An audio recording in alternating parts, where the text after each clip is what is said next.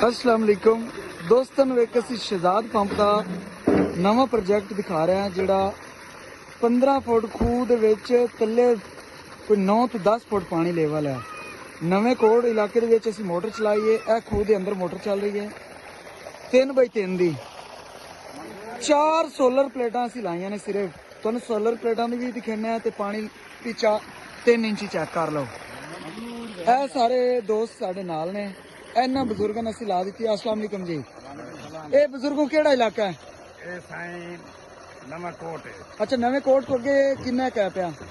ਨਵੇਂ ਕੋਟ ਤੋਂ 4 ਕਿਲੋਮੀਟਰ ਹੈ ਕਬਾਰੇ ਵਾਲੀ ਸਾਈਡ। ਪਾਣੀ ਤੇ ਮੋਤਮੈਨ ਹੋ? ਬਿਹਤਰੀਨ ਪਾਣੀ ਹੈ। ਜੱਟਾਂ ਨੂੰ ਹੋਰ ਕੋਈ ਪੈਗਾਮ ਹੈ ਇਸ ਇਲਾਕੇ ਵਾਲਿਆਂ ਨੂੰ ਬਈ ਜਿਹੜੇ ਕੋਲ 10 12 ਫੁੱਟ 5 ਫੁੱਟ ਖੂਹ ਹੈ?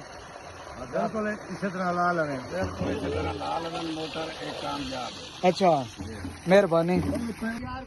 ਇਹ 4 ਪਲੇਟਾਂ ਅਸੀਂ ਲਾਈਆਂ ਨੇ 585 ਵਾਟ ਦੀਆਂ।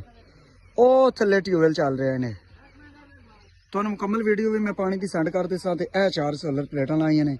ਜਿਸ ਕੋਲ ਰਕਬਾ 10 12 ਏਕੜ ਹੈ ਉਹ 2 ਮੋਟਰਾਂ ਲਾ ਲੈ, ਇਨਸ਼ਾਅੱਲਾ ਉਹਦਾ बेहतरीन रकबा सलाब करेगी।